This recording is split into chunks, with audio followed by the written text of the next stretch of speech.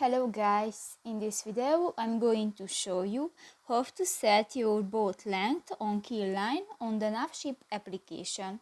But first of all, I just want to mention, please don't forget to subscribe to our channel, because at 100,000 subscribers we are going to show you our YouTube revenue statistics and growth strategy, how to make money online. So let's jump into it. First of all, open the application on your device.